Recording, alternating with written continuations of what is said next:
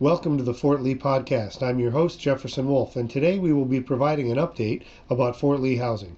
We'll be talking about what's going on for the holidays, what residents need to do to get ready for the winter, what's going on in terms of renovations in the neighborhoods, and much more.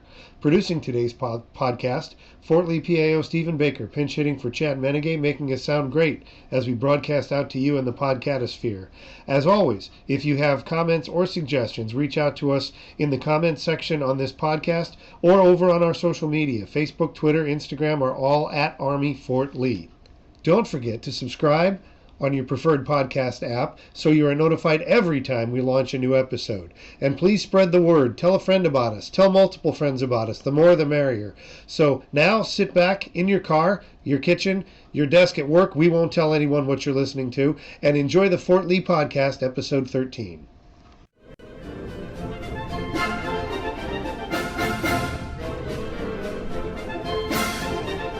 Welcome back to the Fort Lee Podcast from Hunt Property Management. I have with me today Daisy Ling, the Community Director. Welcome.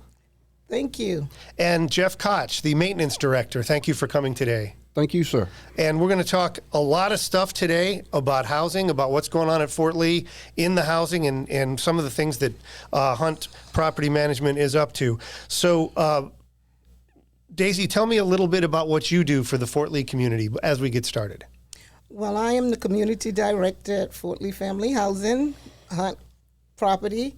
What I do is we manage 1,506 homes, and we move military personnel into their homes, giving them move-in ready homes and giving them a great environment to live in. And Jeff, tell us a little bit about your job as maintenance director. As maintenance director, oversee quite a big staff. We respond to all urgent and emergency and routine work orders, make sure they're done in a timely manner and professionally. That's about it. Okay. So tell me a little bit about, as we get started here, you have a community advisory board. Tell us a little bit about what's going on with the community advisory board. We take people from each neighborhood. We ask them to fill out an application to see whether they qualify to be on the Community Advisory Board. We are looking actually to fill some position. Right now, we currently have 4 positions that are filled, and we are looking for 10 more residents. Any particular neighborhoods you're looking from? Yes, we are looking for all 7 of the neighborhoods right now. Yes, so we have like 4 people from. One is from Washington Grove, one is from Monroe, one is from Jackson Circle, and the other one is from Jefferson Park. And what we are trying to do is get at least 2 people on the Community Advisory Board from each neighborhood. So that they can come in and meet with us quarterly, but they would meet on a monthly basis, where they can discuss things that they would like to see in their community, and bring those feedback back to us so that we can have a conversation. Are there any hot topics in the Community Advisory Board that's been going on so far? Yes, well, we talk about landscaping, which is a big thing around Fort Lee Family Housing, Hunt Properties. We recently just changed company, and we're hearing some good things about that. So they hear the feedbacks from the resident that are in the neighborhood, and they bring those feedbacks back to us. Any way that we can improve or things that we are doing well. So we look forward for those comments and conversation during the Community Advisory Board. What kind of things is the new company doing that people are happy with? This year we're getting things like they're doing a really good job. A lot of great feedbacks, on edging, a lot of things dealing with landscaping. So we're getting a lot of good feedbacks on that. Okay, and moving from that, if people have to reach out to you guys, you have hours as we go into the holiday season. Your hours are going to change a little bit. So tell me what if people need to get a hold of you, what do they need to do? They just need to call 804-566-3300. Our holiday hours is not going to change that much. We're going to be off on December 26th. So, as everyone is, right? Yes. So other than that, and the 31st of December, other than that, we'll be open from 8 to 5. So people have concerns, they can call you normal times except those 2 days. Yes, sir. But we do have an on-call number, which is 24 hours. And the 24-hour number is the same as the regular number, just off hours, you call that number and it kicks you over to the 24-hour line. What happens when somebody calls? When they call in, it refers you over to the Yardy call center, which is our messaging service for after-hours work orders. If you call in an urgent work order, the technician has 4 hours to respond, and if you call in an emergency work order, the technician has 1 hour to respond. What's kind of the difference between urgent and emergency? We have a list of classifications that justifies whether it's upgraded to an emergency or an urgent work order. Okay. So like water leaks or something like that might be more prioritized than, say, your garbage disposal doesn't work or something like that. That is correct. Yeah, okay. So you guys have, even working through the holidays all year, there's been a lot of work, and going back a couple of years, has been work in renovating the houses, getting them looking nicer, getting them updated. You're working currently in Harrison Villa. So what's going on in Harrison Villa right now? And so far, we have renovated out of the 268 homes that are in Harrison Villa, 84 are completed. So what we are doing is we are renovating the whole inside of the home, new flooring, new appliance. So what are the homes like inside now after all the renovations? Well, the older homes had an interior wall that separated the living room and dining room from the kitchen area. We have taken out that wall to making more of an open floor plan, along with, putting in the new flooring. We're also putting in new HVAC systems, new water heaters, new faucets, new fixtures, cabinets, countertops. It's really putting a significant upgrade on the home. So you guys started in Jackson Circle, and then now you've worked your way up to Harrison Villa. You're up to phase 2, right? And then the next step is going to be phase 3 when you go out of Harrison Villa. So what's coming up in phase 3? Phase 3 will still be in Harrison Villa. Oh, will it? Okay. Yes, sir. We're only currently in the state phase 2 stage in Harrison. After they complete this, hopefully early spring, they will be moving into phase 3. Okay. And will that finish off Harrison Villa, or was there a phase 4? Or that will finish off Harrison Villa. And you said 268 homes. Okay. Well, that's good.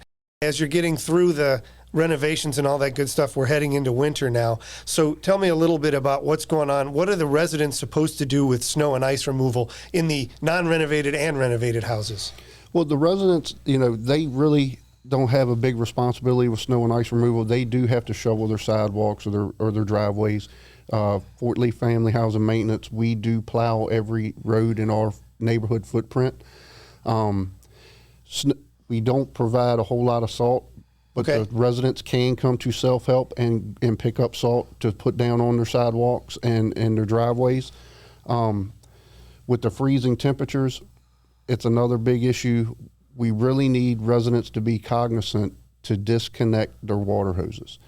When their water hoses are attached and they have a spigot still attached to the end, it builds up pressure. When it freezes, it busts the frost-free faucet inside the wall. Oh, gotcha. And what happens, you don't know it's busted until springtime, when the first time you go to wash your car and then your whole house is flooded. Oh, wow. Okay. So we really need every resident to be mindful to please disconnect the water hoses after each use, especially in the wintertime, because we all know that in January and February in Virginia, sometimes you'll get a 50, 55 degree day and you want to wash your car, and then 2 days later we're in 18-degree weather and your water hose is froze and your house is flooding, and you don't know what's going to happen until... That's a good reminder to me, because I need to go to I don't live on base, but I need to go home and check my hoses to make sure that they're all disconnected, because my kids may have gone out, who knows. Please do.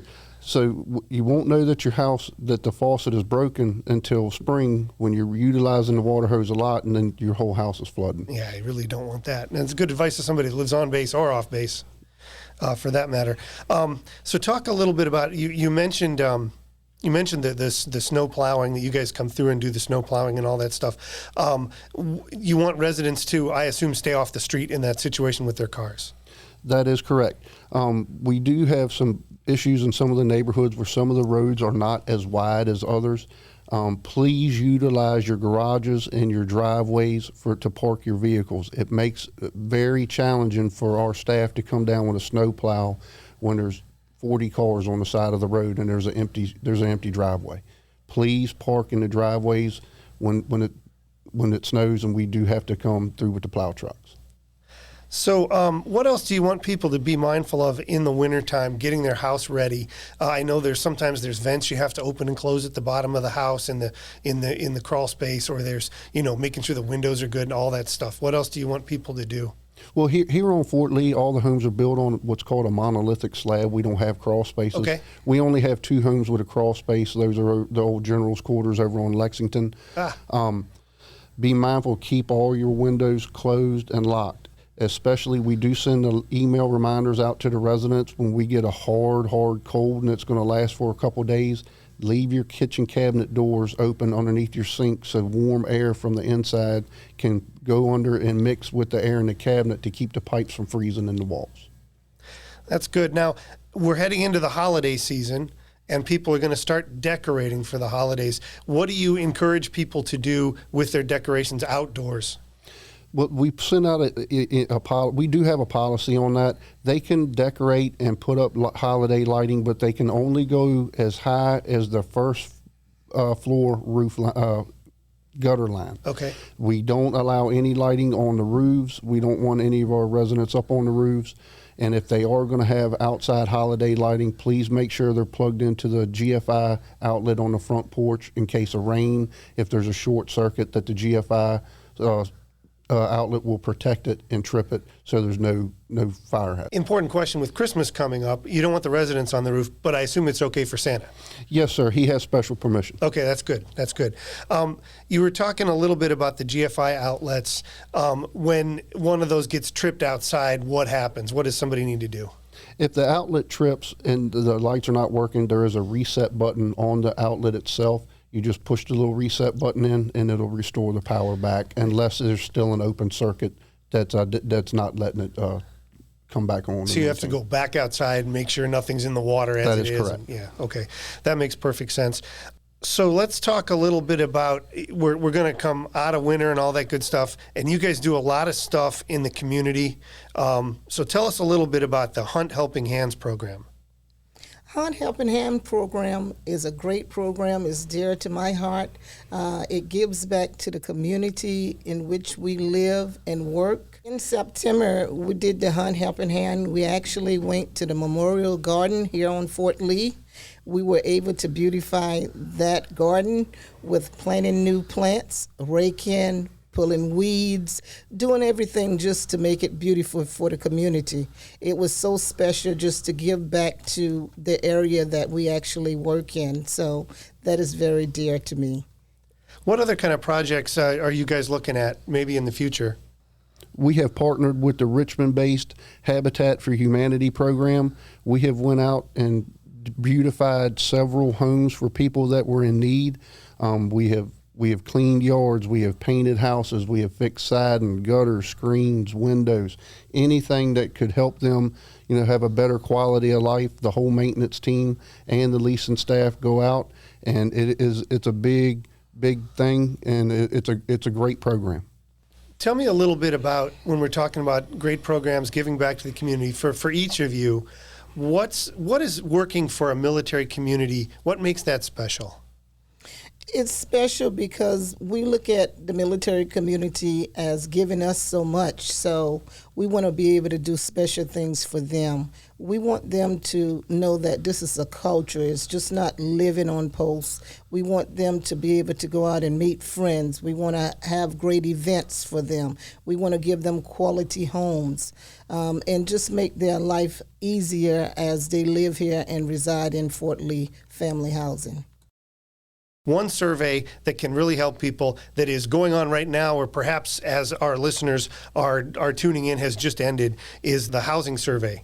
So we did housing surveys back to back this year. The 2022 one came out, and then quickly on the heels of that one, the 2023 one came out. So I was wondering, could you give us kind of a recap of the 2022 one and tell us what's going on, what feedback you got, and what you guys have done to make some changes for the residents? Okay, our resident has spoken. Our tenant satisfaction survey, we heard them. They have asked us to do something about the landscaping company that we had on grounds. We acted. We actually changed the company. Yeah, you mentioned that earlier. Yes, I did, and the resident are actually happier based off the comment that we are receiving.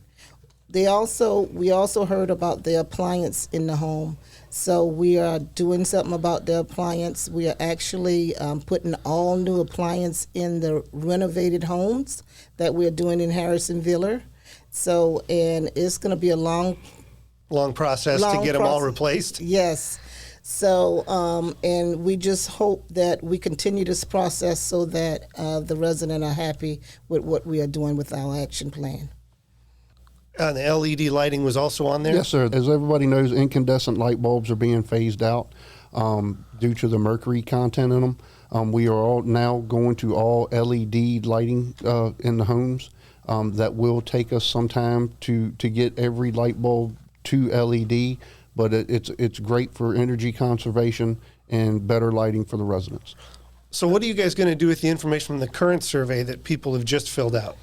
When the information comes in, it goes to the Army Housing Division and the Garrison Commander and our team as well. We meet, we come up with an action plan on the scores that we receive that are low, and we formulate a plan to get those responses up to a higher standard. And then you put together a plan. And what does we talked about, back to where we started, the Community Advisory Board, do they have any role in what the feedback you get and how you implement it as well? Yes, they will be having a role in that because they're out there in the community listening to the resident too. So they are bringing those feedbacks to us too. We are developing a plan to combat them and get things out so that we can get control of it. So yes, they would play a part in that too. So I guess we'll wrap this up. You need some volunteers for the Community Advisory Board. How many do you need? I need 10 of them. From how many neighborhoods? All of them? 7, yes. Exactly. So, and if they want to get involved, what do they need to do? Contact you? They only need to contact the resident service specialist. Okay. Is in every community, and ask for application. They will be provided that application, turn that application in, and I will be giving them a call. Okay, and the next step is we got to get ready for the holidays, so don't park on the side of the road, and make sure your faucets are good to go, and observe the rules that we've set out for the decorations and all that stuff. Yes, sir. Okay. Well, thank you very much for being here today. We appreciate it. Could you give us the phone number one more time if anybody has any questions for you guys? 804-566-3300. And if it's a work order that's 24 hours a day, give them a call. They will help you out. Well, thank you for joining us very much on the Fort Lee podcast, and maybe we'll talk to you sometime soon. Thank you. Thank you.